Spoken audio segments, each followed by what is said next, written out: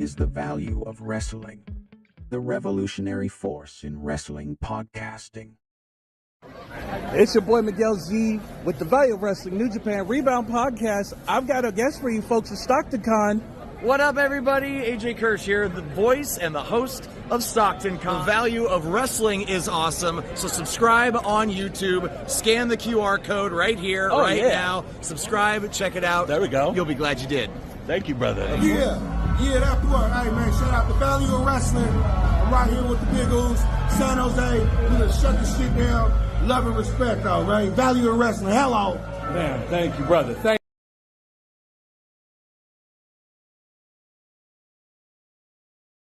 Oh, ladies and gentlemen, if you didn't know, you didn't know. Welcome to the party. It's la-da-da-da. It's a good afternoon right here on the Value of Wrestling. This is the Value of Wrestling. This is your WWE King and Queen of the Ring post-show review.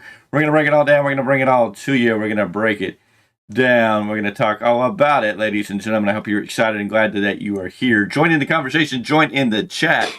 Let us know what you think as we break down this great show and all the events that unfolded on this show. And that's not what I wanted to see there. Anyways, good solid show. We got what we got out of it. Definitely started some new storylines. Definitely got us ready to see what's coming out of SummerSlam. We're headed into Clash at the Castle on June 15th, if I can remember that correctly. And then we're building the SummerSlam, so a lot of great stuff. Decent overall show. Definitely got things started. Got things in the right place at the right time. I think it was a good show. Mr. Clarke, what are your opening thoughts on the PLE? This was a great launching point for the next 3 weeks. This was a good show. Wouldn't call it a perfect show, but it was definitely, if they were still doing pay-per-views as opposed to PLEs, this is still worth paying money for. Definitely. Mr. Z, your thoughts, your opening comments on tonight's show. Solid show, folks. It was definitely, like I said, stacked card from top to bottom.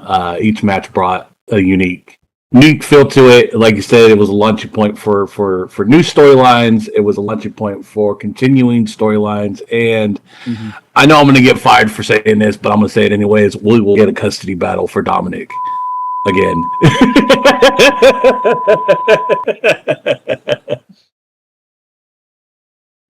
All right, ladies and gentlemen, we will have to remove Mr. Z from air for his statement.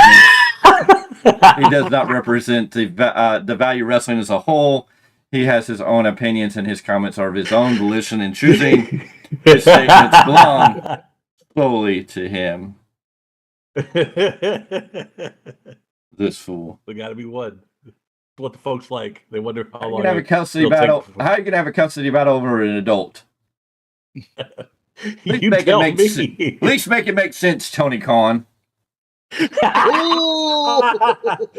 just because I was sneezing off air, man. Come on now. I wasn't even bringing that up. I was calling you out on your bookie, not what you were doing last night.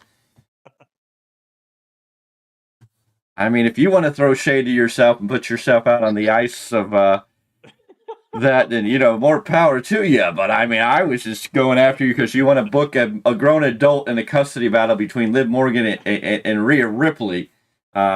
Which we don't even know if there's really... We don't know the whole story between Liv Morgan and Dominic yet, and we're going to jump deep into the middle of the show before we even get started with the fun of the show. So, well, that was actually the beginning of the show, actually. I take that back. Anyways, let's talk about the first... The question I have is, Miguel, how do those toasts taste? What? Foot in mouth? Ooh. Hey, just because I don't have a boot on anymore, man, it's still kind of hard to get up there. Anyways, we opened on the pre-show with the match Bianca Belair and everyone, I just got my computer showed up there. Okay, so we don't have that. Anyways, Bianca Belair, Jade Cargill defending the women's tag team titles against Candice LeRae and Indi Hartwell. This match went 8 minutes 3 seconds. I don't have any deep details, but it was a decent match for the pre-show. If you watched it, you watched it. If you didn't really miss like anything grandiose. So, I mean, Candice LeRae and Indi Hartwell would have been a good time to put the titles on them. But again, if they're building with Bianca Belair and Jade Cargill to continue them, the least nice thing here, Bianca Belair and Jade Cargill were wearing similar bodysuits. At least they were matching, so they felt like a tag team. And instead of some of these random tag teams they throw together, Candice LeRae and Indi Hartwell had matching suits on too. So, yes. Do they feel like a tag team, or do they feel like an extended version of the Power Rangers? Okay, well, I didn't know they could. I thought there was only one pink Power Ranger, so I guess they're fighting for that role. But Bianca Belair and Jade Cargill pick up the win to retain the tag team titles. They continue their storyline. I don't know how to feel about it. I wonder. Jade Cargill is becoming a bigger star than Bianca Belair. I mean, just the introduction of Jade Cargill makes her feel like a bigger star than Bianca Belair. I mean, the way they dim the lights and do the whole lighting up of the ramp and then the opening thing. I mean, woo! She may not be the star as it is as of yet. She definitely, she's still showing some greenness, but I mean, they're presenting her like $1 million. She's the future. The sad part is one of these girls is going to turn on the other. Who's it going to be? I think Jade Cargill would be better as a heel and do the turn, but I want Bianca Belair to be heel because I don't know if Bianca Belair goes off by her baby face by herself again. Will we fall back in the same pit trap of where we were just getting tired of her? Yay! I'm the bestest, the greatest, the snobbest, the boppest. Hey, we haven't heard that in a while since she's been with Jade Cargill. It hasn't been the overbearing point of everything she says. So I'm kind of happy that we don't get that shoved down our throats each and every week. So, Candice LeRae and Indi Hartwell, I don't know what you do with them at this point. The heel turn, I hope they pay this off because they did turn them heel, but I mean, if you quit killing the momentum or not giving them that direction or that then it was like, what's the point in any of it? I felt like I didn't care who won this match, and not because I don't care who, I felt like I was gonna be happy either way. That's what I'm trying to say. Yes. Mm-hmm. Yeah, it was a match. Like you said, they're making Jade Cargill look like $1 million. Obviously, this is gonna. I was sitting there, forking over Twitter because that's just what you do, just to see what people are saying about this. And said fan base is not happy. I guess they're always saying different, but she looks flipping great. I mean, even my wife, who wasn't impressed with Jade in the beginning, is like, all right, I can get behind this. They're getting her there. They are continuously to build her a star. Her entrance alone makes her feel like $1 million. Mm-hmm. I mean, she's got one of the best entrances in professional wrestling. Theme music, I don't know. I was sorry, brother, but I was watching last night when I got home, and just the physique of Jade Cargill is unreal. Because my wife was like, she goes, that chick's got a core for days. And I said, what do you mean? She goes, look, and you could see how ripped this woman was. She goes, she's ripped how Bianca used to be when she first started. I was like, what are you trying to say? And she goes, I don't think Bianca is as physically trying to stay fit like she once did. Could be effort, or just could be not. Maybe she just doesn't have enough time with all the house shows and appearances and etc. Jade Cargill's always looked a beast. I mean, she's always been the way she has. Mm-hmm. So I mean, she's always looked very impressive. But I think we got a good opening on the pre-show. It set up the things. What we're gonna get from here, we're gonna have to wait and see.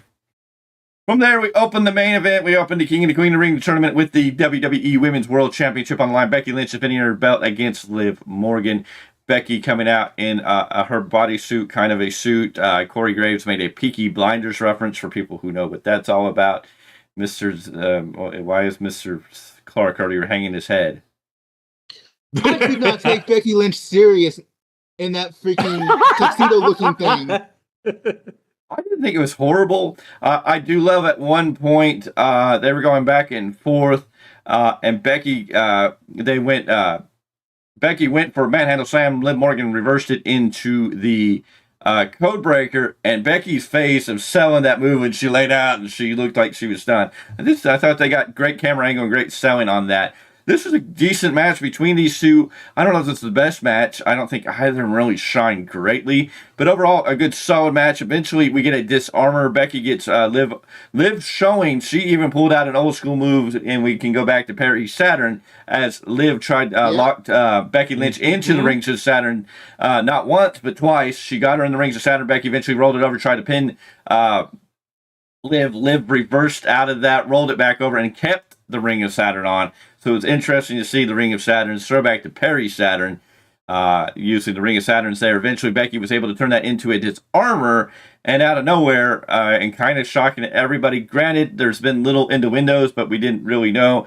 Dominic shows up, and they're selling that Dom's here to prevent Liv Morgan from winning the title, even though there's been these innuendos that Liv and Dom are talking to one another or being friendly, or as some people want to say, there's a battle for Dom going down. And of course, the other key factor, I guess we got to add in this, it's been recently announced. I don't know if it's true or if this is in storyline theory, but Liv Morgan's come out and announced that she is single. So that was big news that came out, but I mean, for me, it was nothing really to report, because I'm like, okay, that's not our thing. But the reason I bring it up here is, if she's really single, that's fine, whatever. She's a beautiful woman, and she can go live her life and do what she wants. If she's not single, I mean, she was dating Bo Dallas, so I don't know what their situation is, and it doesn't really matter in that sense. But I think it's very interesting. All of a sudden, we're hearing the rumors that she's single, and all of a sudden, there's opening these innuendos that maybe her and Dom have something going on. Is Dom cheating on mommy? At least in storyline. So that's the only reason we bring that up, is that she has announced her single. So is there something to all that? Is there a reason this is all kind of playing into what could be coming? Eventually, Liv hits the code breaker for two, rope suplex from Becky. Dom slides a chair into Becky to give Becky the option to use it. Becky looks confused and tells Dom she's not going to use it. Dom distracts the referee, and Liv runs over, DDTs Becky straight into the chair, then hits Oblivion. 1, 2, 3. This match went 15 minutes, 22 seconds.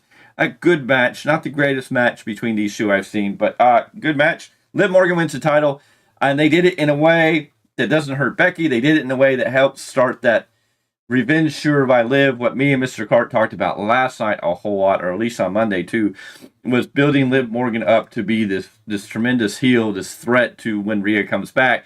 And her using the chair to get the one over, her maybe aligning with Dom as we build this storyline. I think everything was right about this. Was the match the best? Not their best match, but I think the story they're telling is right on point. They hit all the key points that I think me and Mr. Clarke were looking at last night of what they were going to do. And we definitely thought this was the right direction, and they must be listening.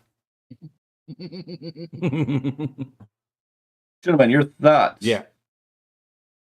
I've got no complaints. I mean, like you guys said, you guys discussed this last night. Unfortunately, I wasn't here for it, but they did tell a story, and that's what this is about, folks. This is about telling stories and keeping you interested and keeping you wanting to see what happens next.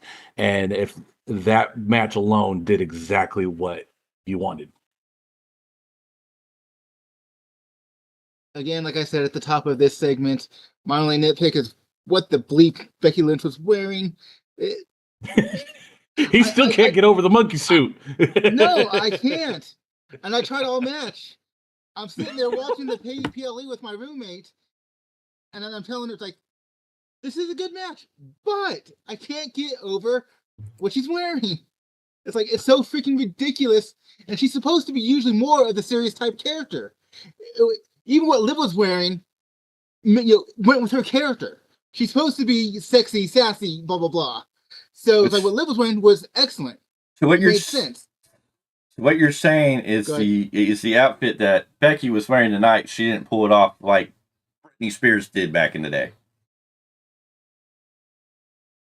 When did Britney wear a tuxedo-looking thing? She did in one of her music videos. I forget which one it is now. I have to go back and look. But Britney wore that same suit. So what are you trying to say? I think it was on Mr. Clarke, are you saying that she should have came out to Gunther's music with that suit on?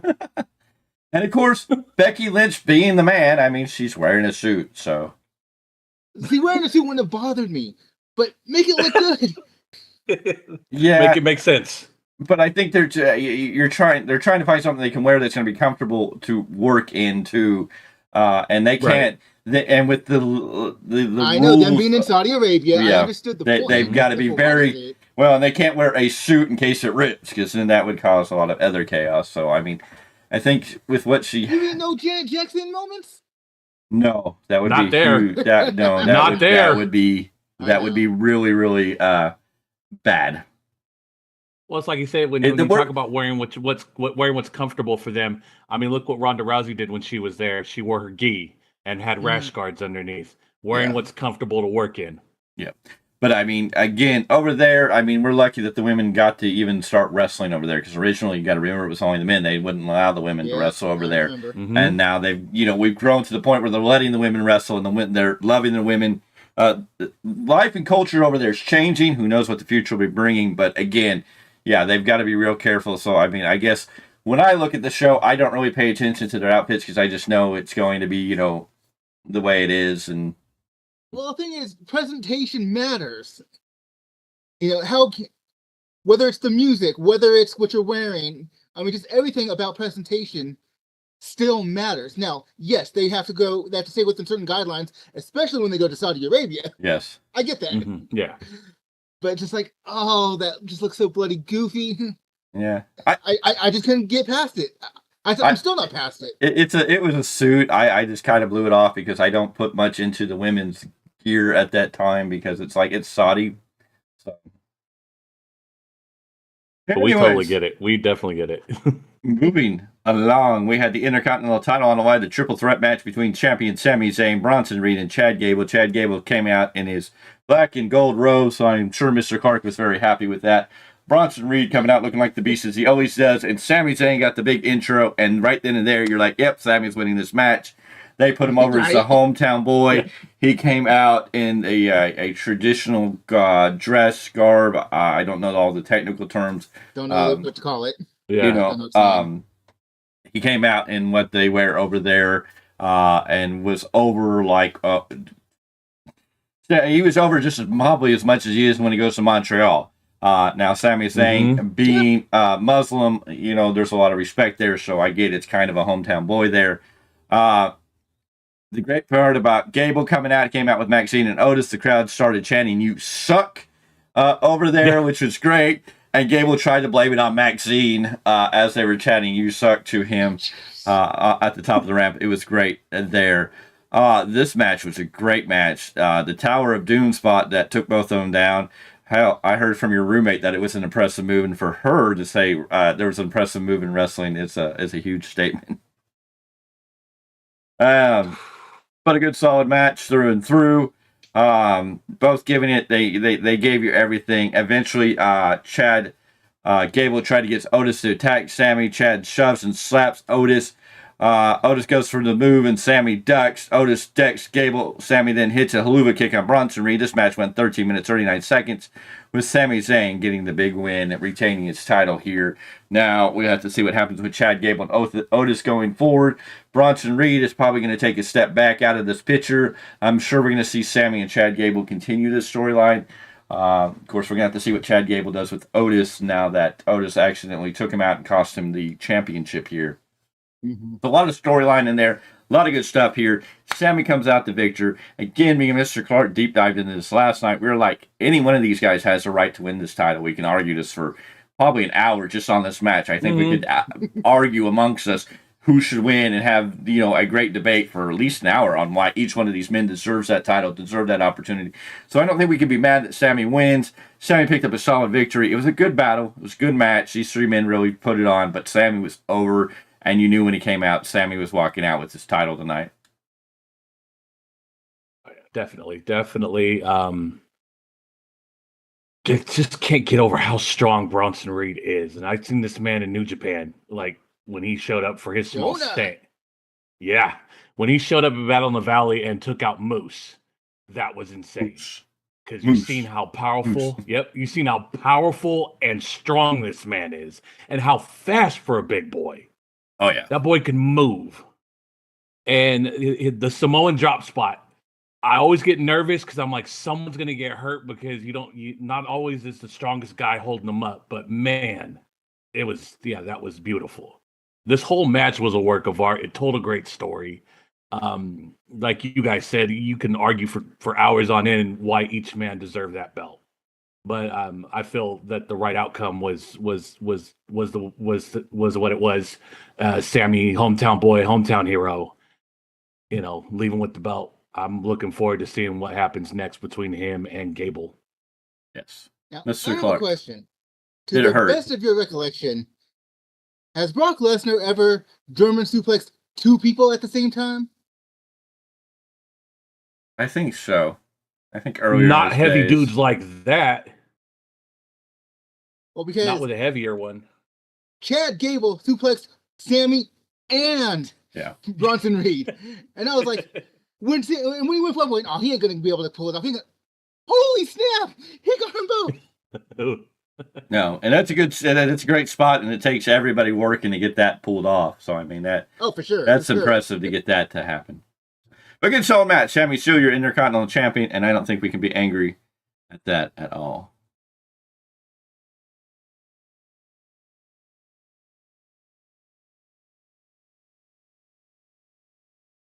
Uh-oh. What? No. Nothing. Oh. Okay, well you go. Uh-oh. I'm like going, yay. Anyways, backstage we have Brian Sackton. He gets words. It's the kids. It's my kids. They're not here, so they're watching it live right now. So they're texting me like, they're like, we'll watch your podcast afterwards, but we're watching the show right now. Oh, okay. So they're reacting to whatever's happening right now. Okay. There we go. Now where are we? Backstage we get Brian Saxton getting words with Bianca Belair and Jade Cargill about their win earlier and how they are they gelled. Okay. They just say they have each other's backs and will take on all challengers. And I guess Zoe Starks and Shayna Baszler will be their next competitors. The next big matchup, the Queen of the Ring finals, Lyra Valkyria representing Raw, taking on Nia Jax. Nia Jax comes out. Nia Jax comes out, and Lyra Valkyria coming out looking like $1 million also with the feathers and the whole structure here. This match was hyped up as David versus Goliath. Lyra avoids Nia's grasp at every turn. Eventually, this match gets down to it. Nia wears her down for a while. Nia drops and encounters outside with the Bulldog, giving an opening. She adds a tornado DDT inside for two, but then Nia gets going again. Wants the bonsai again, only for Lyra to kick her legs out from under her. She gets two on a double stomp and pounces, but Nia comes back. Lyra makes an obvious mistake by trying to corner powerbomb, only for Nia to hit the bonsai, the annihilator, to win. This match went 9 minutes, 38 seconds. Nia Jax is your Queen of the Ring. Nia cut a promo. She's happy to make everyone mad. So we'll see how that works out. Good, solid match. Definitely worked for what it needed to here. Mr. Clarke, your thoughts? How is Lyra not dead after that bonsai drop from the top rope for all intents and purposes?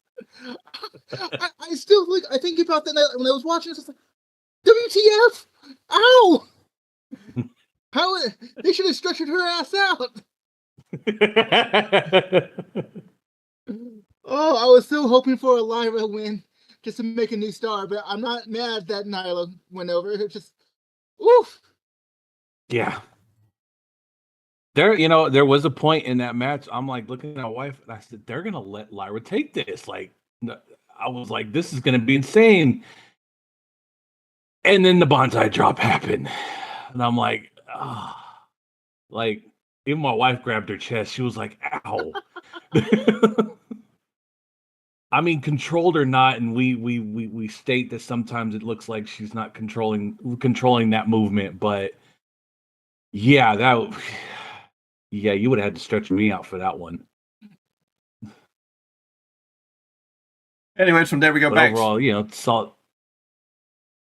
solid match, solid outcome. No complaints here. Are we done? Done. Anyways, we're backstage. Becky Lynch is very pissed off about the way she lost the title. Dom interfering. Becky is probably going to get a rematch. We'll see how that all plays into the future. This then led us into the King of the Ring finals. Gunther taking on Randy Orton, and did the big boys bring it tonight for sure. This is a good solid match, back and forth. Did Randy take so bloody long just to get to the ring, though? That was the longest entrance I've seen in a long time. He did milk that. He did leave Gunther in there waiting. But overall, this was a good solid match. Orton back and forth with Gunther. The big thing came into play was Orton's bad knees. Orton hits a second KO and covers, but Gunther kicks out by going after the bad knee, which he then turns Orton over into a crucifix and gets the job done. But again, Orton hurt his knee. Orton hit RKO. He went to parry Gunther, but he lifted his leg so high that it made him easy to roll over into a crucifix. But Gunther rolled him all the way over. That when they replayed it, I don't know if you caught it in the ending there. Randy Orton's shoulder was on the mat. I mean, it was completely off the mat. So there's the first shot, you could see that his shoulder was up, and then when they replayed it from the back end, you could still see his shoulder was up. Yeah, so they're going to have to do something on SmackDown to explain that one. It looked like they tried to hide it because it would. Because at the end of the show when they were doing the highlights, they only showed from the back, and I mean Corey did make a statement. He was like, "Hold on, can I get a view from the other side for a different angle?" Yeah, and we never heard anything after that. No, we never heard anything again, and they'll have to take care of that on Raw. Gunther's a Raw superstar. Randy Orton. SmackDown just because of who it happened to. Well, exactly. I mean, I don't know what they're going to do. This may lead to a SummerSlam matchup. No, Gunther's already tied up for a SummerSlam matchup, so I don't know what they're going to do. It's going to be very interesting. But Gunther, the easiest way to explain it would be the referee's decision is final, and just leave it at that. Yeah, but there you go. It is going to be interesting because they really won't have anything. Because if Gunther's going to face for the world title against Damian Priest, as it stands now. It does make it interesting because can you really drag Randy versus Gunther all the way to WrestleMania next year if that's the direction they're trying to go? Because Randy's going to say it's going to be interesting, or they're going to blow it off and never make a statement about it. They're just going to let it happen, and it wasn't. This may not have been meant. This may have been an accidental botch. Why the ref counted it? Who knows? Mm-hmm. We'll have to wait and see how they play it off because. If they're writing this story, I don't know, unless they're going to have Randy and Gunther face off at Clash at the Castle as a one-off. It's just they're on different brands, and so it's going to be interesting. It's usually the big pay-per-views where they cross brands. So I guess maybe they could do something at Survivor Series, but we'll have to wait and see. Anyways, Gunther gets presented. Go ahead, you're good. Go. You're good. Go ahead. Go.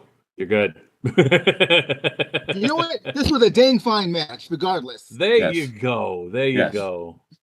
Gunther's presented with the crown by Triple H. The fans chant, "You deserve it."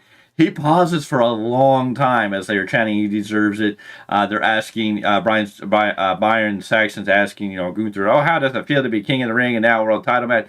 Gunther takes forever to answer. I don't know if he was winded or if he was just milking it. The crowd chants, "You deserve it." He's getting loud cheers. And he instantly turns him against him by saying, "It doesn't matter if I deserve it or not. Your opinion on me deserving or not is not, you shouldn't care about it." And he's excited and can't wait to get his world title shot at SummerSlam. We can go backstage and we find out at the Clash of the Castle on June 15th. Here shortly, in just a couple weeks. I think we got 2 more weeks. So we're going to be back to pay-per-views. 3 weeks. 3 weeks? Okay. Yeah, okay. We got 1 more week this month and then 2 weeks, and bam, we're going to be right in the middle of June. We're going to be at Clash of the Castle in Glasgow, Scotland, where Damian Priest and Drew McIntyre are going to fight for the world title, officially announced by Triple H tonight. Here's the question. Mm-hmm. Drew McIntyre in his home country, is he going to win that title? Is this where Damian Priest's run with the world title already ends? And are we going to get Drew McIntyre versus Gunther at SummerSlam? Is Drew McIntyre, are we going through true transitional champions back-to-back, or would you have Drew beat Gunther at SummerSlam? And then what do you do with Gunther at Bash at the Berlin? So, I mean, do you have Damian Priest beat Drew McIntyre at Scotland? Do you not let Drew McIntyre get that big win? Are we going to have some funky DQ finish? It's going to be all interesting stuff. They definitely put them in a position that I can't really read how we're going to do this. I'm thinking you're going into Scotland. It'd be the right place and the right time to give Drew his title run or reclaim the title because he's been cleared. How's this playing the CM Punk if Drew would be facing Gunther at SummerSlam for the world title? Because you're not going to put Gunther against Cody Rhodes. I mean, you're not going to make it, where he can go over and face the whatever champion he wants. So I'm just like, Gunther's going to either face Damian or he's going to face Drew. This match is official, and I'm going into Glasgow, Scotland. After everything Drew's done, how do you not give him the title? That's true. I'm kind of like, I'm mixed again, and I'm not mad about it, but I'm like, Damian Priest definitely deserves to run with the title a little longer. But I don't know. I don't know if I want to see Damian Priest versus Gunther. I may like to see Drew versus Gunther for the world title more.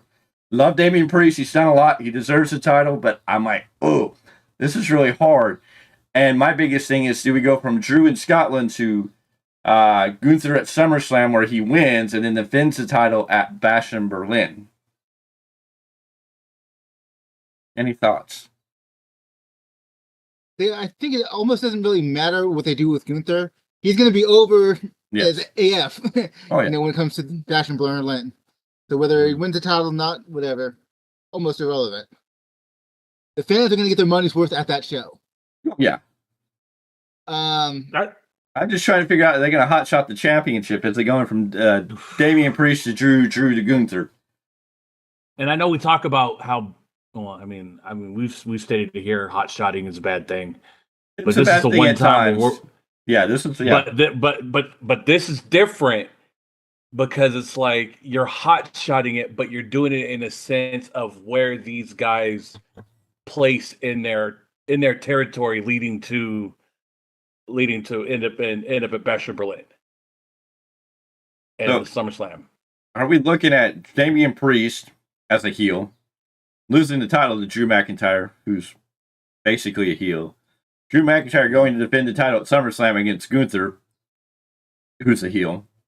Is CM Punk going to cost Drew the title again at SummerSlam? Is this the narrative we're going to get as we piece these things together?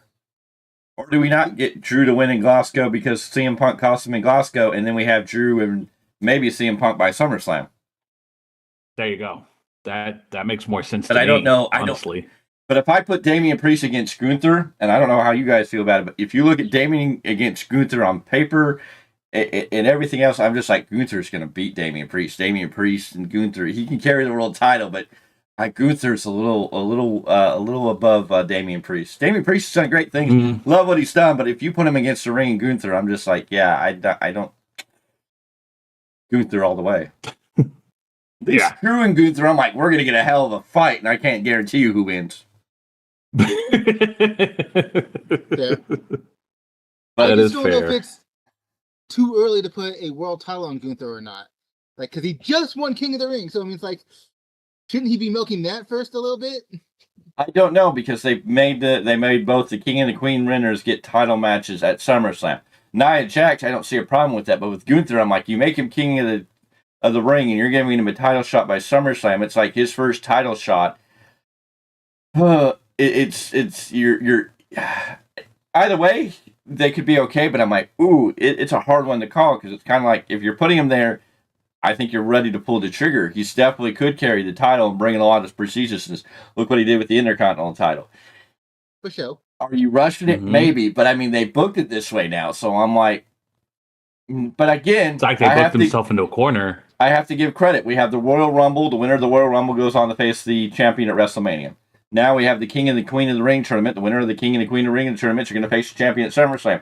So now at least we're going to get storylines through the summer that we kind of have a direction we're going. Fair. So, I mean, I don't know if we can be too mad about it. And if that's what that's going to become, then it makes more sense. Because, I mean, you win the Royal Rumble, you're facing the champion.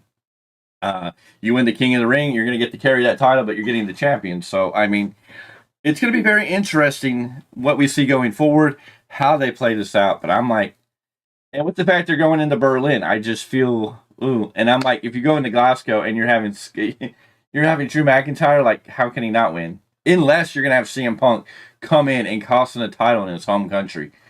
And that would probably be huge. Yeah, that wouldn't surprise me. You know what? CM Punk costing Drew McIntyre in Scotland the title would be Bret Hart, Shawn Michael level heat. Yeah, absolutely. That would be. You could almost have Montreal Screwjob type heat. Oh man! I mean, it's the same. I know that. Hey, I know they're listening. So I mean, go ahead. That may be what they're building to. I mean, they're building that title. They're making you think that Drew's going to win this. CM Punk comes in and costs Drew in Scotland. It's on. Drew's ready to kill CM Punk. CM Punk's going to be. You're going to have that. Drew's going to get cheered at home. Punk's going to get booed. They're going to come back to the States. Drew's going to get booed. Punk's going to be hailed as a hero. And we're going to build in. Okay, yeah, I think that's what they have to do. Damian Priest is not going to lose that title. I just don't know if I'm as excited about Damian Priest versus Gunther. Either way, depends. Are you ready for Gunther to be world champion? Yes, I'd be happy if he won the world champion. There you go. I think he'd bring a whole new level to it. Gunther could be Roman Reigns if they wanted to do it. I mean, Gunther's about the only person they have built up that could go on a reign like Roman Reigns did. Do I want to see it? Not necessarily, but I mean, I could buy into it. I mean, if Gunther wins the title at SummerSlam, I don't think he's losing that title until WrestleMania. He's going to have a lengthy run, if not longer. It just depends on how they want to play that out. But it's going to be interesting. And of course, then you have to play into a lot of the other people here and there. Where does CM Punk play in this? What happens when Seth Rollins gets back into the picture? How do all these people play out? Because I believe next year is probably going to have to be Punk's moment at the Rumble. Punk should win the Rumble next year. Why they didn't have... And again, now that we hear all the news, why didn't Punk win this year so they could get The Rock versus Roman and not have Cody? Very interesting listening to all the other stuff that's coming out now from Brian Gerwitz and all the behind the stuff saying that we're hearing about. But yeah, I feel that next year should be, I think CM Punk should be getting his main event at WrestleMania. But will it be CM Punk winning the Rumble and taking on Cody? And that be a match for WrestleMania 41 in Las Vegas. I mean that. I can't. Well, you have all this going on.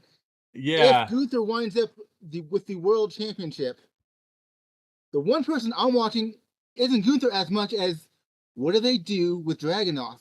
They're still teasing that eventual story. Oh, yeah. As the only person who's, I mean, okay, obviously Sami being for the IC title, but beat him in such a way that was convincing that you're like, can he do it again on the main roster this time? I don't know. It'll be interesting to see how they build Dragunov from here. That's the story I would build, but in the end, Gunther goes over, in my opinion. There you go. But I think you know what you need to do. You need to build either Dragunov to become that new piece of Imperium, whether it be willingly or unwillingly, where you have Gunther beat him in a match and force him in. Unwillingly never works out. In the long run. I don't know. I think you could tell a story if you told it right, where Ilya Dragunov can be that forced into it, not happy about it, but eventually grow to respect it, and then it becomes where they're both really these over-the-top heels trying to outshine one another. Mm-hmm. So it'll be interesting to see how it all plays out. A lot of things there. And of course, building with Ilya Dragunov and Gunther, you could have an interesting narrative. I just like how... Here's my thing. How do you keep Gunther strong if he's facing for the world title at SummerSlam, but don't put the title on him? I mean, if you get a DQ finish, Damian Priest gets the title, but again, how do you keep Damian Priest looking strong too? I mean, it's real hard because Damian Priest is good with the championship. It's not been great. It does feel kind of like we're here. But I think you have Damian Priest go over Drew McIntyre. That'll help elevate him a little bit, even though CM Punk's going to cost him. But it's a real fine line when you get to a SummerSlam and you have Damian Priest versus Gunther. If you're not going to put the title on Gunther, how do you get Damian Priest out of there? 'Cause I just can't see.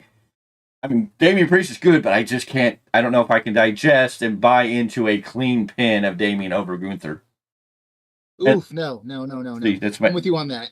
Unless in the time between now and SummerSlam, they turn him into a huge over babyface, which means they have to break him away from Judgment Day and really shoot him to the moon. And I don't know if they have enough time.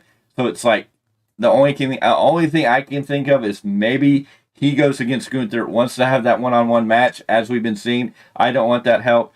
What if Finn Balor almost cost Damian Priest the world title and we start leading into Finn Balor and Damian Priest into the later part of this year? It's a possibility. So, I mean, they've gotten themselves an interesting point. They're going to have everybody talking because it's like, okay, Gunther and Damian Priest, because now that I think about it, they need the best thing they can do right now to keep Drew strong, Damian Priest not feeling cheap, is to have CM Punk cost Drew McIntyre the win in Glasgow. And that'll shoot that rivalry so hot that it'll be worth they'll sell out once they finally give us that. You want to sell out, well, they've already pretty much, I think, sold out Cleveland, but I mean, yeah, Drew and CM Punk, if they do that, ooh. So that keeps Damian Priest pretty much safe until SummerSlam. Unless they really screw us and whoever cashes the money and wins the Money in the Bank for the men cashes in before SummerSlam. Oh, jeez. What if we get another shocking return? What if we get a 2-time Money in the Bank winner come back? What if we get now he's supposedly gone, not coming back, they're done with him, but I mean, we've heard the stories. What if they bring Brock Lesnar to win the Money in the Bank? He cashes in on Damian Priest immediately, and then we get a world title match versus Brock Lesnar and Gunther at SummerSlam. I mean, here's my money, and we don't even have to pay money for Peacock. Yeah. Well, of course, you know what? Anyways. I'll take it one more. What if would this be bad? Damian Priest makes it to SummerSlam. Gunther beats Damian Priest for the world title. Brock Lesnar still has the Money in the Bank. After Gunther wins that title at SummerSlam, he cashes in the Money in the Bank, beats Gunther, takes the title off of Gunther. You go into Fashion of Berlin, Brock Lesnar versus Gunther for that title on the line. The Conquering Hero. I don't hate it. And then you could have Gunther beat Brock Lesnar there in a clean fight, and good God, Gunther would be over. I mean, that would be huge. Yeah, that would be like Gunther would be almost. He would really be Roman Reigns levels of untouchable in that moment. Yeah, but I don't know. From what I understand, they're done with Brock. I don't think Brock's going to come back, which is sad because you could really use Brock to make and see that's one way they could bring Brock back without having to rebuild Brock. If Brock came in, even if Brock came in and stole the Money in the Bank again, I don't think people would be bad. No. Not at all. You could have Gunther beat mad. You could have Gunther beat Damian at SummerSlam, Brock crash in, take the title off of Gunther, and then build into that end of August, into the Bash of Berlin. And I don't think they would hurt Gunther, you know? No. I don't disagree with your analysis. No, not at all. I know we got way off tangents, ladies and gentlemen. I'm sorry, but when stuff it's all WWE related. Yes. No, we haven't talked about the other company. We will when we get this all done. We're going to talk about their pay-per-view so we can make our post or our pre-predictions since we're not doing a weekly roundup. No weekly roundup tomorrow. Do you see the thrill on this face for that one? I need you to get excited, sir. If you need to go double down on the little go ahead, whatever you need to do to WTF. I mean, if you quadruple the lines, whatever you need to do, you need a little sugar candy, it's okay. But I need you to get a little more excited about tomorrow night. So what he's saying is, because you're not booking, you're allowed. Yes. Well, he was booking earlier. He wants custody battles of a grown adult. He wants a custody battle of a grown adult. Make it make sense. We call that slavery. Not for him. That ain't not for him. Anyways, the WWE. His name may be Dom, but he might get dominated. I thought his name was. You think he cares? I thought his name was Tom and Nick.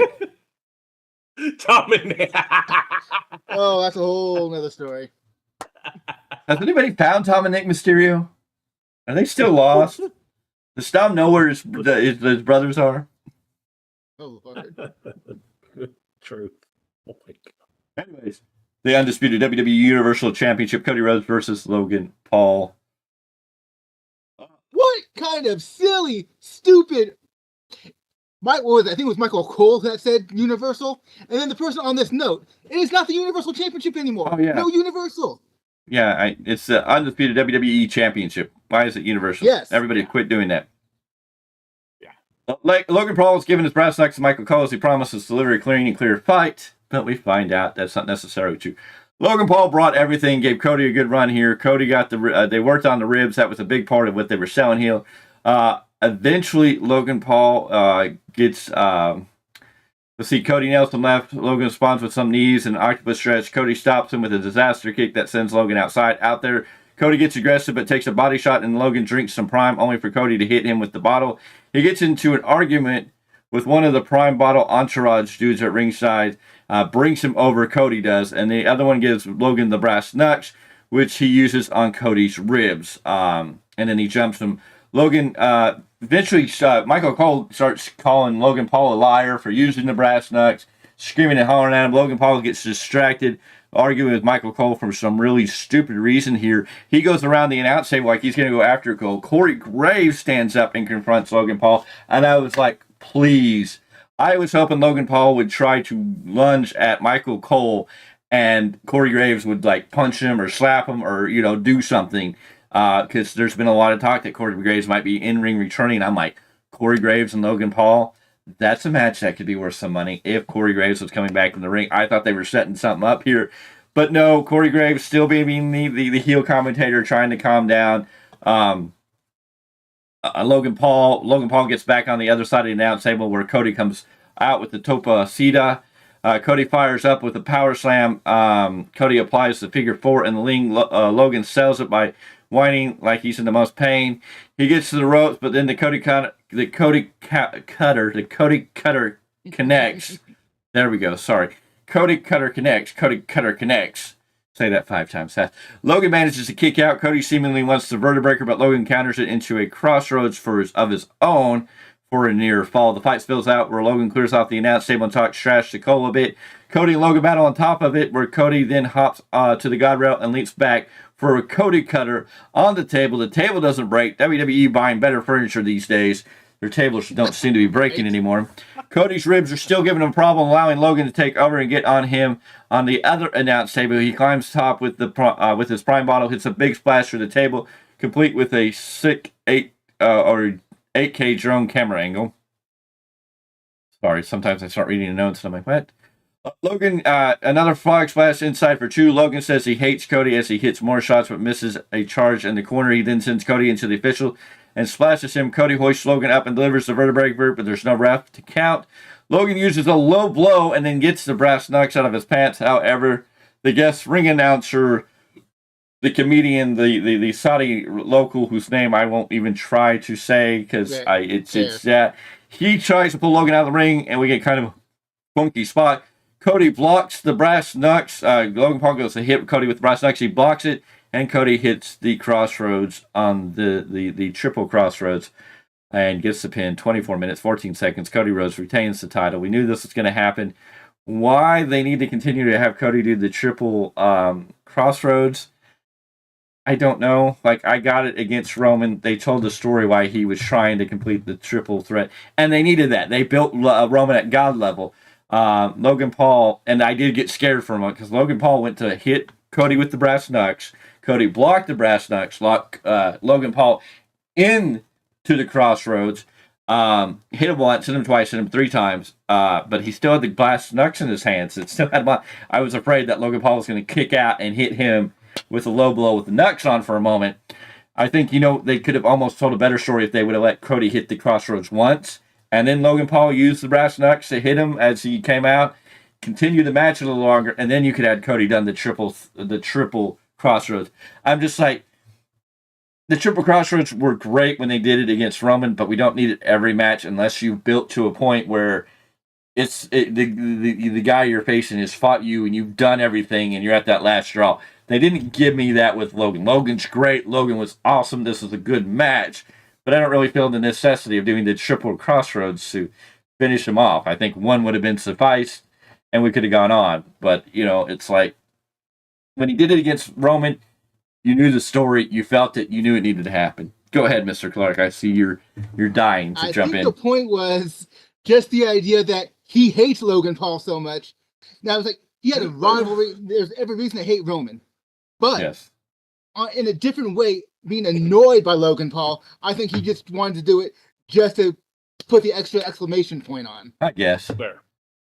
Now, what I popped for out of this match was seeing, you very rarely see the vertebraker.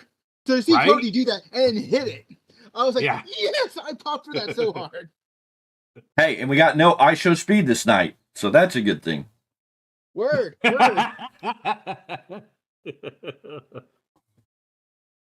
Mr. Z, anything? Went pretty much the way we all expected.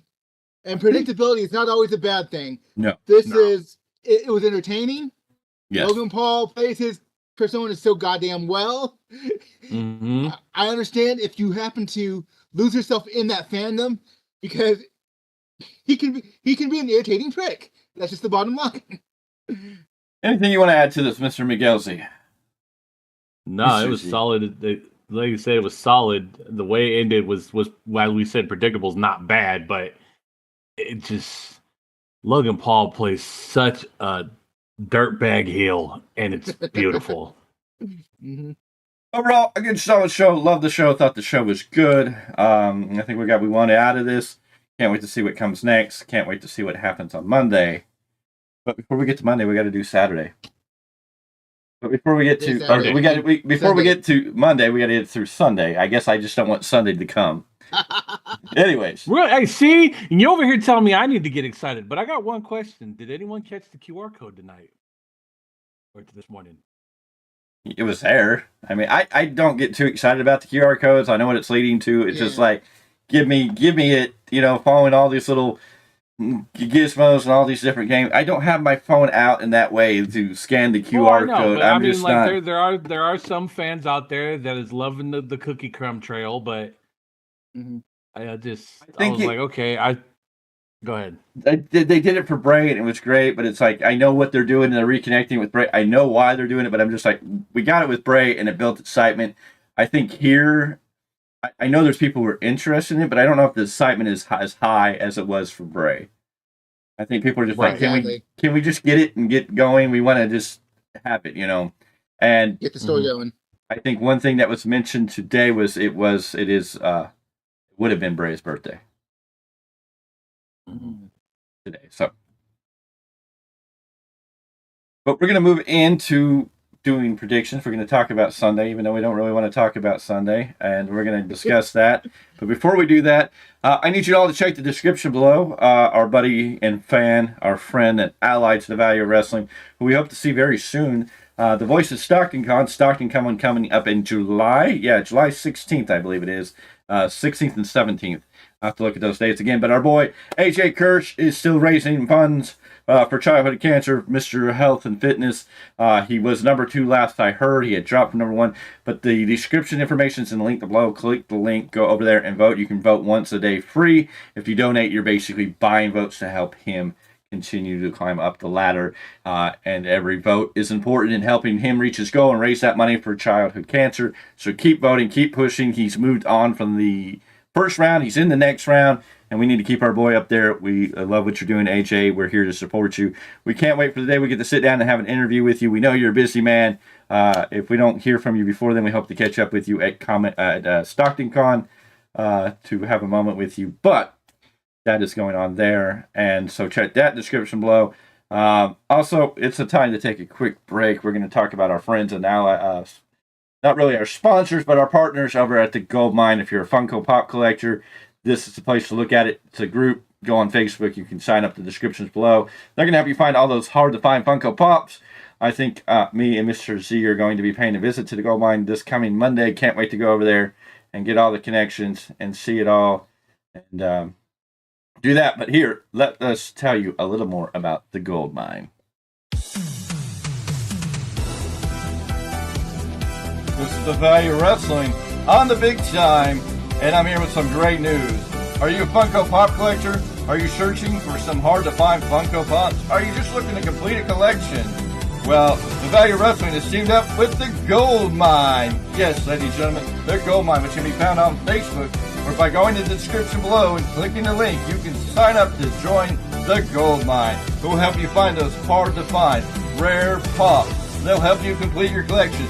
Just let them know when you're signing up what Funko Pops you're looking for, and that the Value of Wrestling sent you. The Goldmine, the ones that are going to help you to find those rare-to-find pops and help you finish your collection. All can be done at the Goldmine. Sign up today and make sure you tell them the Value Wrestling sent you.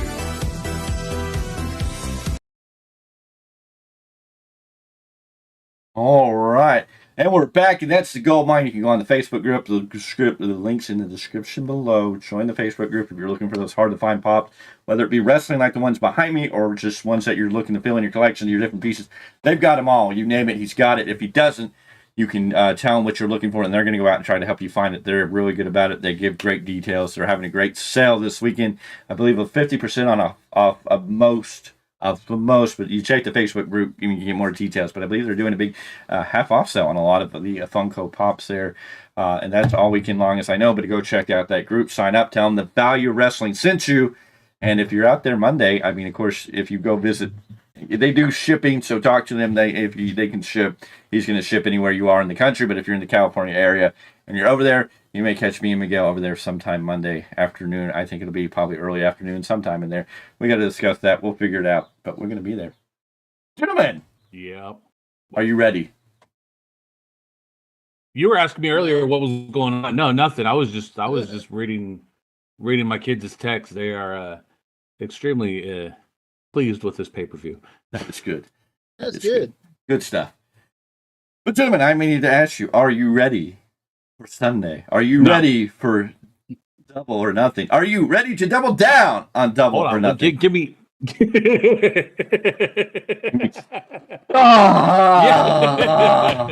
I'm ready. Yeah. I'm ready. Let's go. Thank you, Pat McAfee. Well, Double or Nothing tomorrow. We'll be here to watch that. We're going to do a whole review show on it. If we're not all sitting here crying, we may have to hold hands and sing Kumbaya and try to find, some inner peace. Out of the zombie state. Of course, this very first match, which is going to be on the pre-show, it looks like, Mr. Z, you should be happy. It looks like they're going to put Jay White on the main card this week, from what I'm reading here. Any of that can change. We have 11 matches on this. Oh man. We have 11 matches on this card as it stands right now. This could change at any moment, time, and place, because Collision hasn't happened, so who knows how many more matches they're going to add into that. Stop giving them ideas. They don't need to add any more. Well, that's Tony Khan's going to book it. But the pre-show, they do have one match on the pre-show on the 0 hour. Though it may not upset Mr. Z since it's not a Jay White match, it is probably going to piss off Mr. Clarke.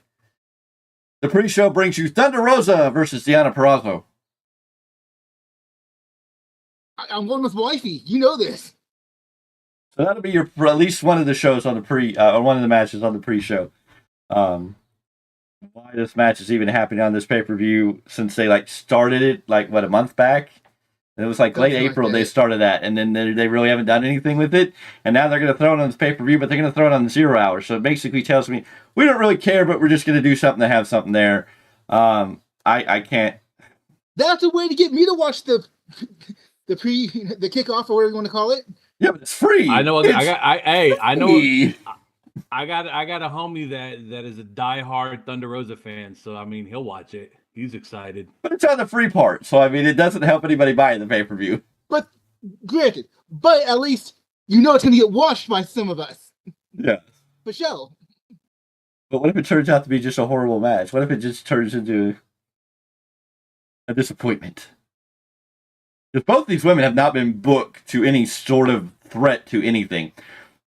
Deonna Purrazzo came in with a lot of fanfare, and they totally dropped the ball on her. And then Thunder Rosa has been booked as the one woman that always goes for the world title, but doesn't seem to win it anymore. She won it once, but never again. Mm-hmm. So it's hard for me to get excited because they haven't really done anything with these two women. I like both of these women. I think they're both great. But again, the storyline they started a month ago, and we haven't really heard anything about it in between. So just throwing this match together, I'm like, this was one time you could have done this on Dynamite, and we would have been okay. You're right. I can follow that argument. My thing is, if you're looking at it straight only from an AEW perspective, it is what it is. Yes. Okay. Why I throw my hands up? I'm looking at it though as a longer time fan of both of these women, at the potential of what they can produce, and so that's where my excitement comes from. Yeah. Not that it's necessarily going to produce the way I'd like to see it, but there's always the chance because it's out of Tony Khan's hands and it's in the ring. Yes. This is where they, the accountability is on them at this point. I look at it this way: it's being put on the 0 hour, so AEW doesn't really care. If this is the only 0 hour match, they might get the time to really be able to do something with this match. If they book 2 more matches on 0 hour, then I'm looking at it going, they may not get the time to really shine like I think both these women need to. As long as they get at least 10 minutes, if not more, I'm probably going to be okay. If there's 3 0 hour matches, they'll probably get most 10.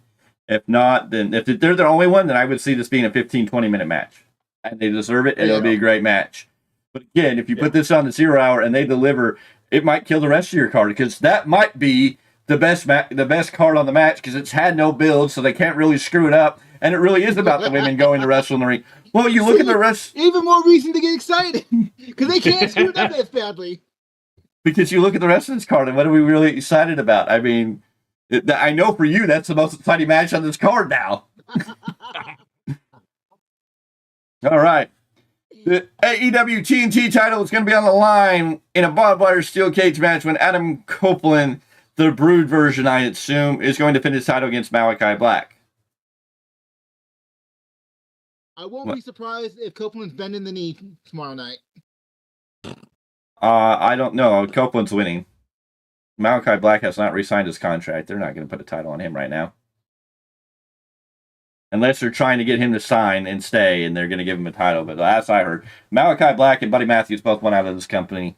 And I've heard Malachi Black is not wanting to re-sign his contract. And the way they built this, I think Adam Copeland's going to go over. They gave us the bloodbath the other night. We're getting this Brood Adam Copeland. They're going to ride the Copeland thing, because Copeland's basically the only thing they really have that people seem to be excited about each week on TV. So if you take the title off him, I don't know. I've seen pictures of this cage. I'm not impressed. We've seen barbed wire steel cage matches before, and it looks like they just put a single band of wire around it. I was expecting just a little bit more. But I think Adam Copeland's going to go over. I think Malachi. It's what they do every time with the House of Black. They get you excited for the House of Black and think they're going to do something, and then they don't. So you just started the letdown period. Yeah. You give the TNT title to Malachi Black. What do you really do with him? Have a feud next month. Go to catering. Have a feud again with Adam Copeland. He probably lose the title right back on Dynamite to Copeland. That's probably what they do. Yeah. Oh Lord. All right. Well, okay. Copeland's the only person they have that everybody's behind right now. I mean, if you listen to all the weird podcasters, everybody thinks Adam Copeland's doing the greatest stuff of his career. I look at it and I'm like, I don't agree with that. But I'm with you. That's how I feel. I'm like, I don't know if this is the best stuff he's done in his life, but if you go listen to these other podcasters, they all have high praise. Like, Adam Copeland's doing this greatest stuff, and I'm like, what is he doing? And I'll tell you right now, y'all know I was at the debut of Copeland. Yeah. When he showed up.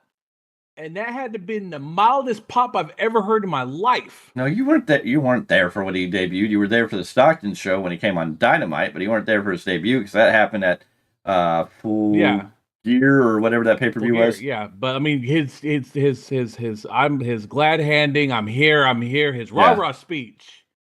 Oh yeah, okay. The mildest pop I've ever heard. Yeah, you were there for his rah-rah speech. But he's on each show. He's what the fans seem. There's plenty of people out here who are just rooting him on and think he's doing the greatest stuff he's ever done. I'm just like, I don't know what he's doing that's so great. I feel like it's Edge 2.0. It's like it's like going to it's like going into the bar and getting the top shelf whiskey at first, and then you realize you don't have the money to get another whiskey, so you have to get the lower tier, and now it's watered down, and you're just kind of like, you're taking a personal shot there, fella. It's like going from, like Jack Daniels in your first shot down to, Billy Bob's whiskey from, Ceres, California. Oh. Dang. Ow. That hurts. Really. That really does. Why? Do you know Billy Bob and Ceres and about his whiskey? I know about that. I know about that cheap $2 whiskey. Ain't that the truth? That's okay. Fine. You want me to take it back? We can go up to the good vodka from Russia. The good stuff, and then go in and buy you a bottle of Lone Wolf. Oh.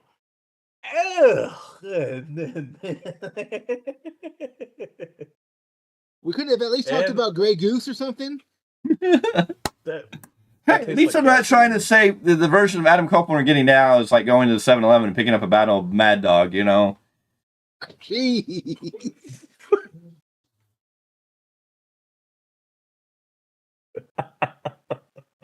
You got Edge. Still taste that blue raz. It was like going into Food for Less back in the day and buying you a can of Steel Reserve. Copeland now is like going in to Food for Less now and buying you a 40 of King Cobra. And we used to call your ex-wife daggers. You're just throwing them.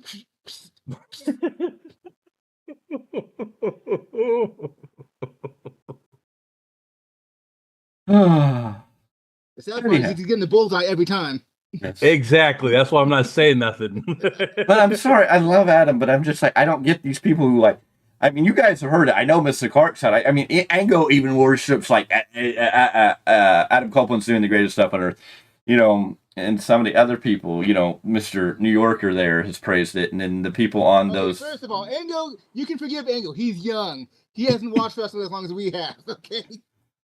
But some of these guys, man, and I'm just that like, on the other hand, that dude's just off his rocker. Yes, I know, but a lot of people, even but your Wrestle Talks, and all these other guys are praising Copeland's work, and I'm just like, I don't see it. What am I missing? I'm looking for it. I'm just like, he's there every week. So Tony Khan will let them come to their scrums. That's why they're praising. There you go.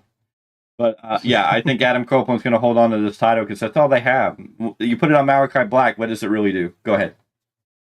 Adam Copeland is doing serviceable work. Don't get us wrong. No. But he's not being innovative. He's not doing anything different that makes what he's doing now any better than what he's done in the past. And that's what that's where our critique is coming from right now. Yeah. No, Adam Copeland's great and he's serviceable in the ring and he has great matches, but I'm just like, this feud, he hasn't really brought anything to it. And I know a lot of people pop for the bloodbath, but to me it was like, it didn't fit. It just was like, okay, you wanted to bring it back. I kind of can follow the tinge of the story there, but it was like all of a sudden we're just going to go, okay. I'm just like, Well, wasn't it like a year ago they wanted to bring in Gangrel to do something?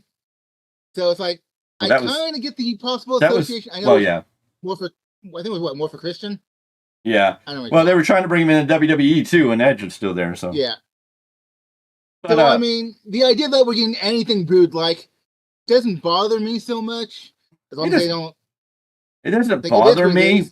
It doesn't bother me in that sense, like they did it. It's just I don't pop for it like some of the other people are like, oh, we got the bloodbath, oh, and I'm just like, why are you people so easily entertained by something like that? It's like, yeah, it's old school, it's nostalgic. It's old school, it's nostalgic. I get that aspect of it, but if it's not done with a full purpose and timing in the right way, then it's really worth it. And I don't feel like they've built the feud between Adam Copeland and Malachi Black up enough to A, have a barbed wire steel cage match, and B, to drop the bloodbath. If this was a slow burn that we were turning Adam Copeland in, bringing out that heel persona, then I might get it. Yes, Malachi stole his wedding ring, blah, blah, blah, blah, blah, blah, blah. I just, yeah. But you know what? Like we were talking about Friday night. It's missing the Brood music. Yes. Yeah. Well, and they did it on a delay. Because the lights flashed and the lights came back on and Malachi Black was like, oh, I guess, oh! It was just like, yeah, you guys failed. Failed in more ways than one. Alright, so what's the next match we should be talking about for tomorrow? I don't know if Mr. Z wants to talk about it. It's the international title match. Roderick Strong against Will Ospreay. I mean, that's an easy Ospreay win, but I mean... They busted him Why? open if he doesn't win. They busted him The open sad if he part doesn't is- win. Then I don't know what to tell you. Yeah, it's because The they sad made him look part like a is- booch. This should be a match that has a lot of reverence. This, Mhm. if they would have actually built it, because as far as the ability of the two wrestlers Mm-hmm. and the history, especially the Ring of Honor history, when it comes to the current international champion, Roderick Strong, you're like, now, is this a main event level match? No. But it still should have a lot of intrigue and technical prowess. And it's like, it's powder stiff booking. So, I don't Nicki know. Minaj. Nicki Minaj was just arrested. Okay, and that has nothing to do with AEW or wrestling in general. That was. Why are we Bad talking news. about your ex-wife, left field girl? 'Cause that came out of left field. Why are we talking about my ex? Popped up on everyone's Why are we talking about my ex-wife? Period. Because you just showed traits just like her, but coming out of left field. Well, life happens. I get Like, she doesn't have an influence over almost everybody in this day and age somehow.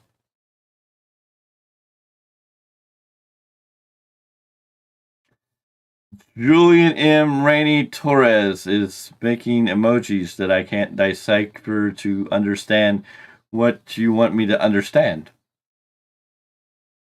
What? Shout out, I hi, understand. crying. I don't know. Anywho, How you doing? How you doing? Thanks for My- being here. why the long name? That's a long name. Julian M. Rainey Torres. I hope I said that all right, too. What's the Apologize. next match on the list? Because I don't want to hear. I don't want to talk Well, about that. here's one that should make Mr. Clarke even pissed. Thunder Rosa and Deanna Praza are on the pre-show.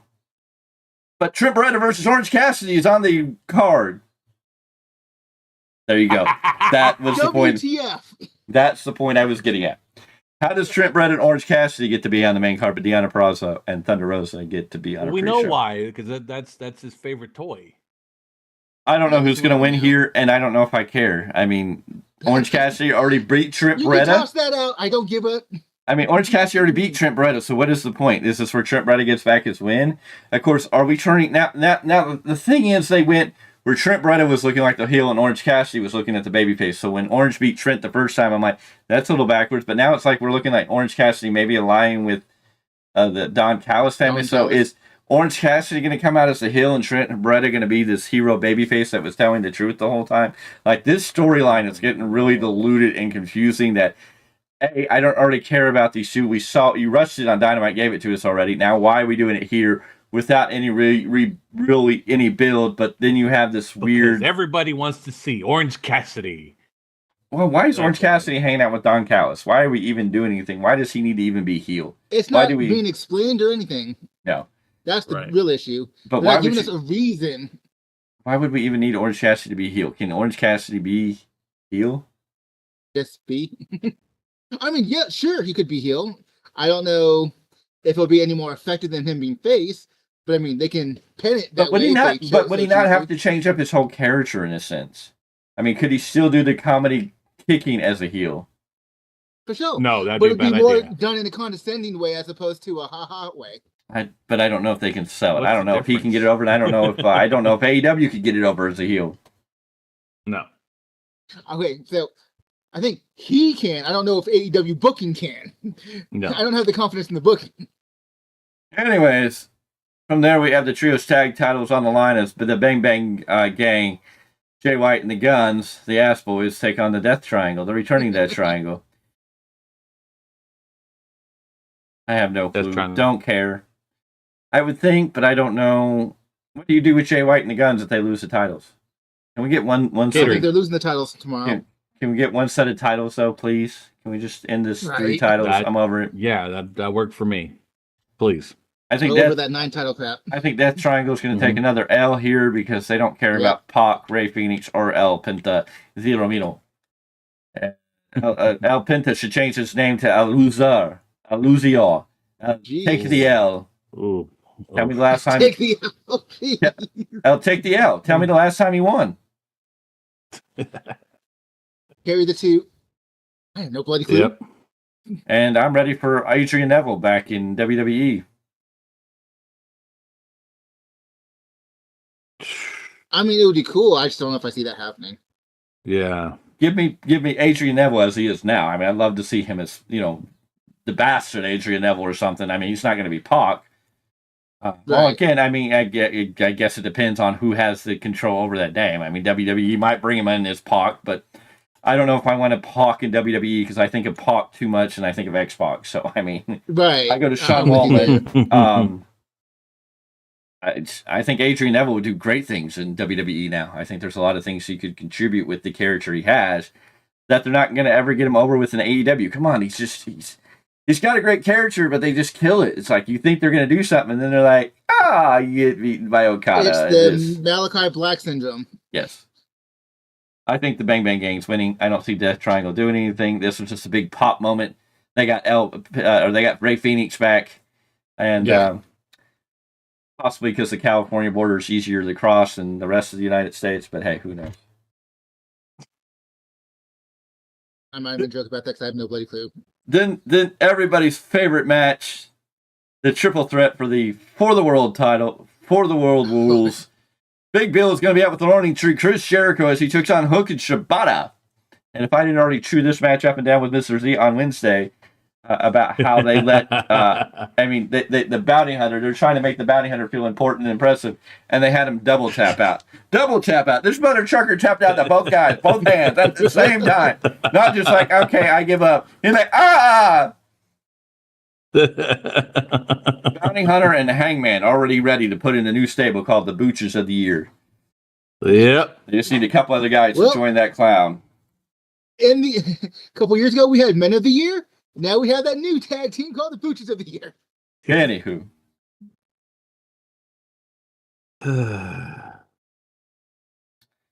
Horrible. All bad. I don't even care. I feel they're going to let Chris... Right. I feel like Jericho's going to win this match because of Hook and Shibata both being in the match.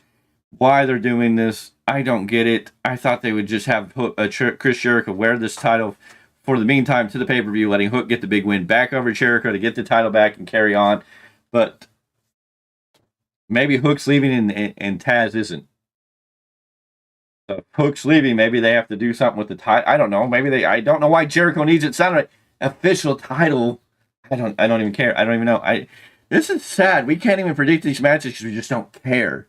That's the sad part. It's like we look at these and go, nah. I can't get excited about any of this. Now, from the put the dagger in Mr. Z, the IWGP World Heavyweight Championship Eliminator match: Jon Moxley against Takeshita. If Takeshita wins, he will receive a IWGP World Heavyweight Championship match in the future against whoever the IWGP champion is. Can we go ahead and cue Redacted's music? Because Takeshita has no chance. No, he does have a lot of chance. If remember, this could be... He could. Like, the thing they did, though, is they made him a beast, and then they dropped him off of TV, and then they tried to bring him back in for this, and now they've rushed him to this position. He needs to win this match if they want to keep him looking strong. I see Moxley going over. Yeah. I wouldn't be surprised if they let Takeshita win this. And then Takeshita will get a IWGP title match somewhere down the line in the future. So, and even if... Well, hell. If that happens. What if Takeshita... Okay, when is the next IWGP World title match? When's Moxley supposed to face whoever's next? That's Evil, and that's next month. When? I want to say this the second weekend of the month, I believe. So I had the date earlier. So you're gonna have a busy weekend when you're doing like at the Castle in this next IWG or the next New Japan Pro Wrestling thing, and we know Forbidden Doors at the end of June, right? Right. So Evil could beat Moxley, take that title off. Takeshita could get the win, and then at Forbidden Door, you could get Takeshita versus Evil for the IWGP title, which would play into this whole storyline. So I think you could have Takeshita win here. I will say this: if Takeshita goes over, which means New Japan would have had to sign off on it. Yeah. I don't want to hear nothing from no New Japan fans about things being disrespectful and because other title. I don't want to hear nothing from nobody. But I mean, New Japan could be like, okay, yeah, Takeshita can get a title shot. This could be setting up for Forbidden Door. They could be building to just have this at Forbidden Door. Yes, I hear your argument. I'm just saying that if that winds up happening, I don't want to hear nothing from nobody. Because the company signed off on it.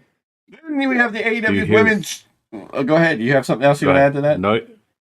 No, I do not. I don't want to touch that one anymore. AEW Women's Championships on the line as Timeless Toni Storm will take on Serena Deeb. Timeless Toni Storm. That's an easy. That's predictable. Yeah. Serena Deeb ain't winning this. Yeah. Oh, yeah. Now we get into the fun part of the night. The triple main event. Lord. Will Nightingale will defend the TBS title against Mercedes Moné in Mercedes Moné's first match in AEW. Rankings what? Rankings and unless she hurts herself on the way to the ring, who knows? I'll restate this. The TBS champion Will Nightingale will defend her title against the self-proclaimed greatest woman professional wrestler in professional wrestling history, Mercedes Moné. Don't! How dare you? He said it. She is not. She said it. Good for her. Her words. Good for She put it out. her. Not Tony Khan, not AEW, not anybody else. She put it out in her own words, self-proclaiming, whether she's in character or really buys into her own muju. She proclaimed herself as the greatest women's champion of all time, or the greatest woman wrestler of all time. Is it true? No. But she said it. So yeah, I'm going to call her out on it. And if I agree with Mercedes, though. She is 100% wrong. Yes.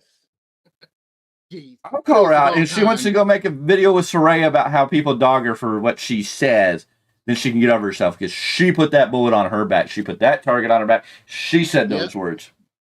And she's going to win here, so she'll be able to carry on that idea, which is going to suck and is going to be, whoopee freaking do. But, I mean, yeah. Mr. Clarke gets to watch her dance. Oh, again and again. Kansas gets to put a remix together called Carry On My Wayward Daughter. Jeez. No. It needs to be bye, baby. Bye. Mm-hmm. Tell me when I'm telling lies. Then Mr. Z's favorite match. This is the match that Mr. Z is going to be waiting for all night. This is the match he's more excited about than ice cream or fried ice cream. I can tell he's a fried ice cream guy. This is going to make him more excited than fried ice cream. Anarchy in the Arena. The Elite. Kazuchika Okada, Jack Perry, the Scapegoat, and the Young Bucks. The EVPs, Matthew and Nicholas Jackson, are going to take on the Rawing team, the Courageous team, the greatest collection of 4 AEW stars that has ever been brought together, as FTR, Cash Wheeler, and Dax Harwood will team up with the man who cannot be stopped. He's the modern day Superman. He can't even be stopped by a bus in New York City, Darby Allin, and of course, Mr. AEW himself, who has 3 damaged nerves in his neck, who's suffering through another neck injury, but he feels that these punks, these elite extremists have caused great damage to the brand he loves so passionately and so much that he's going to risk it all. He's going to put his body on the line before he retires. Yes, the American Dragon, Bryan Danielson, in Anarchy in the Arena, and somebody's going to die before this match is over. The possibility is there. And that may be even Ric Flair, because he might get involved in this match in some weird scenario. Oh, jeez. Oh, no. To our knowledge, he's still under contract there. Not after the video I just watched of Ric Flair. No. Yes, I don't know why you needed to share that. That's just weird and bizarre stuff going on there. But if I had to watch it, I felt everyone else had to. Anyways, how about this? Would you rather have Ric Flair get involved in this match, or would you rather have AEW bring back MJF to come in and be the savior for AEW in this match? MJF, please, MJF, save the brand. No! MJF, run the other way. Do not come back. Well, one thing is you're asking the 2 questions between Flair and MJF, because Flair's gonna die. Okay, we don't see. I'd rather see like Flair get involved than to see MJF have to take any more of the filth that would be put on him if he showed up at this pay-per-view and aligned himself with Team AEW. Now, there's speculation on both sides. He may show up to cost Team AEW to stick it to Tony Khan and join the Elite, which I don't think fits. I mean, he would overshine that. Unless he was taking the Elite over or some shit, it's like... Or he's going to join Team AEW as the AEW savior, and I'm just like... MJF needs to stay far away from AEW. I'm scared that AEW needs MJF, but I'm scared that they're going to ruin MJF. Yeah. I mean, I don't know if he can. I don't know if he can save the show. Will he get a ratings boost? Maybe, but I don't know if he can. He can carry what they need to be anything. I'm just like looking at it and going, you got Mercedes Moné, Okada, and Ospreay. And your ratings just go boop boop boop. And you think MJF coming back is going to be the saving grace? At least with MJF, he's a homegrown star. So, regardless of the booking, the fans might take to him more because he's already gotten himself over. God. Would it not be entertaining if MJF showed up in WWE and aligned himself initially with Cody when Cody was going against The Rock Bloodline, and we could get MJF and The Rock in the ring shooting promos against one another? Here's my money. Take my money. You are always good with fantasy booking. I'm not going to say I would. Here's my money. and then MJF can eventually turn on Cody, and we can have a great storyline there. Right. In this match, I don't know which of these triple threat matches or triple main event matches will be the main event, the final match on the card. I'm assuming it needs. I'm putting my stock in the Anarchy in the Arena match. I feel it's going to be the Anarchy in the Arena match. But I also feel they may do the traditional thing, but I think it's going to bury the match if they put Swerve Strickland versus Christian Cage in the traditional main event match. They haven't built this match to feel anything special. We don't know why Christian's getting a title shot. We get the storyline-esque that they brought back shit from over a year ago. I mean, I get that. I'm not saying they haven't... people want to say, they'll give you stories. They're going back to 1992 and figuring, okay, cool. They're filling in the little stupid loopholes nobody asked for them to fill in. But I'm sorry, if this is you've overbooked everything else. If this is your traditional main event, I don't know if anybody's going to be interested by the time it gets here. I don't know if anybody's going to be interested in this match. Anyways, I'm not interested in it.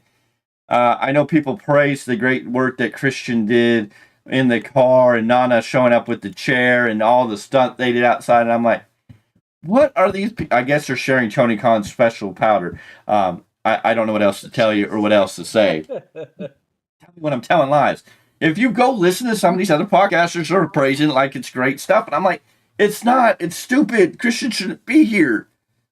Christian running like a coward is like the same thing over and over again with him. He gets in a car, and then you're like, oh, Prince Nana. I'm like, you killed the disbelief that Prince Nana just happened to make his return. And Mama Wayne is here. As soon as Christian's pulling out, here's Prince Nana with a car to block him. Like, okay, that was overly staged. And then he has a steel chair in the back of the car that he just...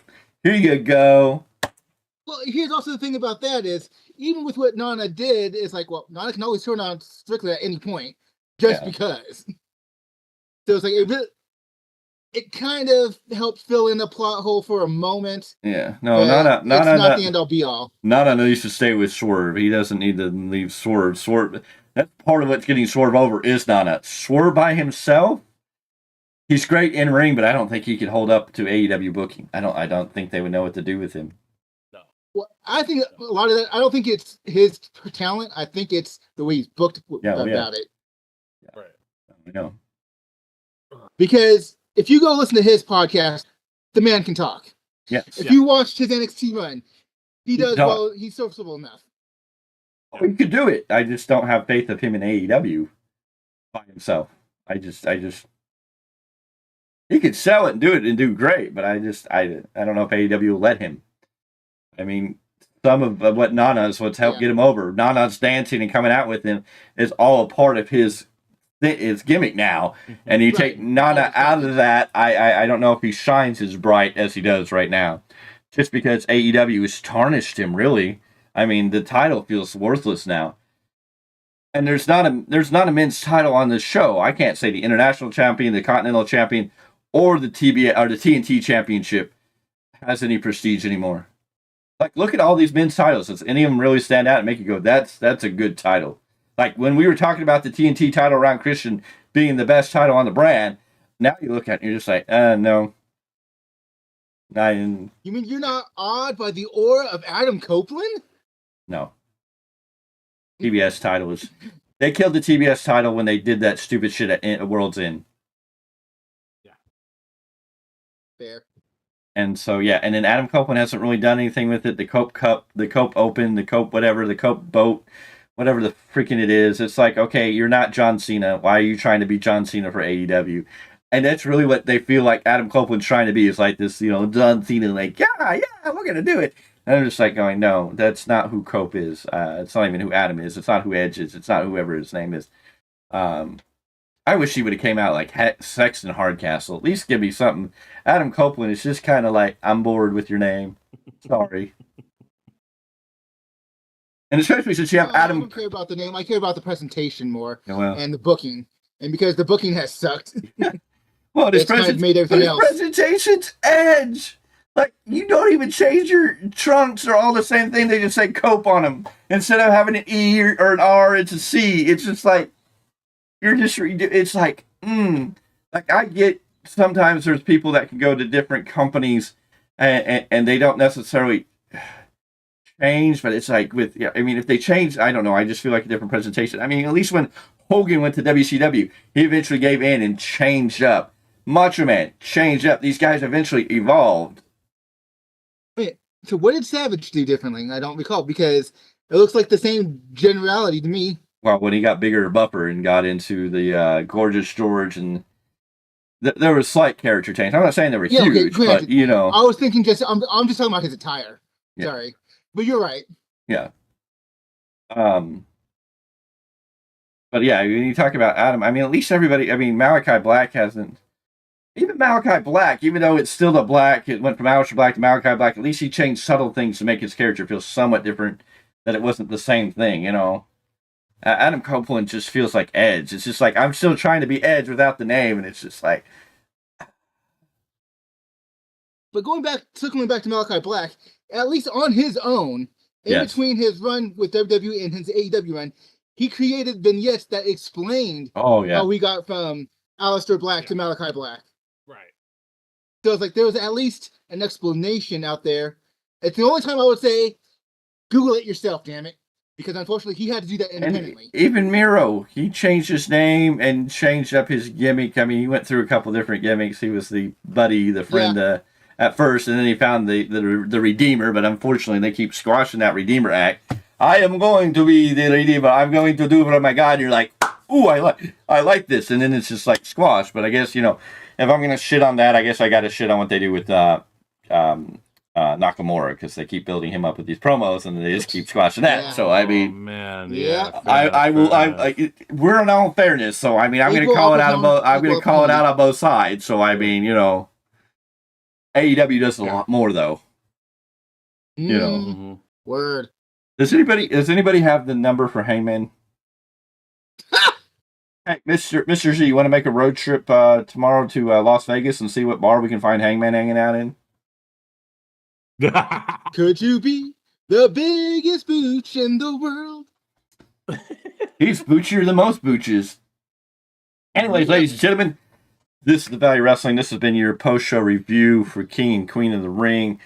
We broke all that down. We talked about what's going on tomorrow. We gave you our predictions, which were really nothing, because it's hard to even get into it and really give you anything. This man is going to support Will Ospreay tomorrow night, hopefully.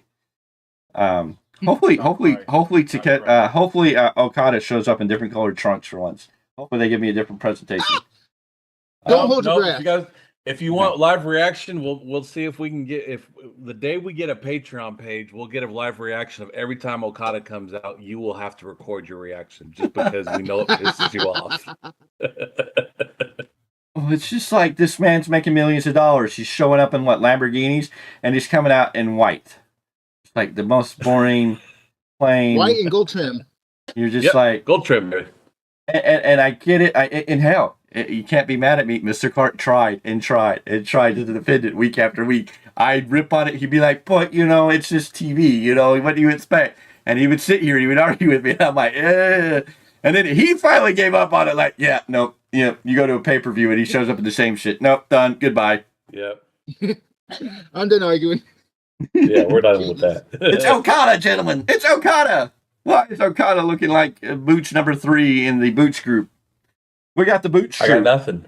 The Booch troop. Yeah. Hangman Adam Page. And who else did I say was in the Booch troop a while ago? I forgot now. Anywho, the growing Booch troop. Whoever voted boring on today's show. Tony, you came in and you didn't talk to us. Wow, what a sad day. We didn't get to talk to Tony Khan today. Triple H must be too busy at his post show to talk to us. And I don't know what Eric Bischoff's doing. Maybe he's hunting in Wyoming right now. I mean, yeah. Yeah. So who knows? Who knows? Eddie Guerrero's going to have his biography tomorrow night on A&E at 8 o'clock, 9 o'clock. So right in the middle of Double or Nothing. Eddie Guerrero's biography, WWE and AEW, WWE and A&E are going to be bringing that to you on TV. I thought that was very interesting that that's the one they're going to post on the night, Double or Nothing, because you know a lot of people are going to watch anything that has to do with Eddie Guerrero. I wonder when Mercedes Moné. Oh well, she's a part of the Triple Threat, so will her match be long after it's over? Will she have gotten to watch the Eddie Guerrero biography before she has to go wrestle? Jeez. You never know. He's passed away how many years ago, and he's still a draw. I mean, that says something to the lasting legacy that he huge. So yes. I would say that people might tune into AEW and might tune out if it's not good and go watch the Eddie Guerrero biography. Yeah. I would like to see what happens when that show comes on air. Does AEW take a drop? Of course, you're paying for it. Most people are paying for the pay-per-view event one way or another. So, I mean, I guess if you're paying $50 for this show, of course, I did hear that people are getting really upset. Forbidden Door may be $60.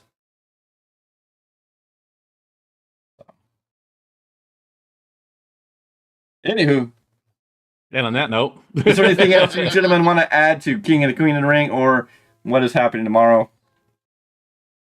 No, we'll see you guys tomorrow, man. All right, ladies and gentlemen, we'll be here right after that goes off air, so there'll be no weekly roundup tomorrow because we'll pretty much be watching the Double or Nothing and then giving a post-review show on that. And then Mondays is back to Raw with me and Mr. Clarke. Mr. Z may join us if he's feeling froggy, so we'll see if he jumps. Tuesdays is the New Japan Pro Wrestling Rebound Podcast with Mr. Miguel Z, where he breaks down everything going on in New Japan Pro Wrestling. He's going to give you all the details, all the juice, all the fruity stuff, all the wonderful stuff in New Japan Pro Wrestling that's going to get you excited for what's coming next. Then somebody will be here to do a Dynamite review show. I heard that Jane AI might want to do a review on this show. Thursdays this week in preview. Fridays we're back here with SmackDown, and Saturdays you have catching up. Every day of the week you have This Date in Wrestling History. We're getting closer and closer as the months tick by to doing a full 365. What are we going to do after that? I haven't decided. I don't know if I was going to. Maybe the next year I might announce all the wrestlers' birthdays. I've had a lot of people want to hear more about the State in Wrestling History with pictures and more of the details, which, I mean, I could do a whole length video, but it wouldn't be as short, so I don't know what's going to happen as we move forward. We are working our way up, so make sure you ring that bell for notifications. Give us a big old thumbs up. Vote in the vote. There. Tell us what you thought of the show. As I see right now, we had 11 votes, which is awesome. Thank you for everybody who came in here and voted. We had 18% for boring, 9% for average, 27% for good, and 45% for awesome. So the majority, and almost half, everybody thought this show was awesome tonight. So that's good to hear. Make sure you ring that bell for notifications and hit that subscribe button. If you haven't subscribed, please subscribe. Help us grow. We are reaching, we are growing, we are moving forward to get to the next level. We are real close to knocking on that door of 500, which is going to be a great thing, and then on to 1,000. Lots of things wrestling related coming up here real soon that we hope to get into. Again, check the descriptions below for link trees. As you can see, we all have our Twitter handles on screen, but if you want to, you can go down the link tree and click directly on those to get associated with those. We have a GoFundMe page, which is down there. We have where you can donate and help AJ Kirsch. And, of course, the Goldmine. All that stuff's in the description below. Check that out. Ring the bell for notifications. Join us here tomorrow for your Double or Nothing post-show review. We're going to be here. We're going to be here. We're going to be here. We will talk to you all real soon. We thank you for joining us, and we will see you on the next one.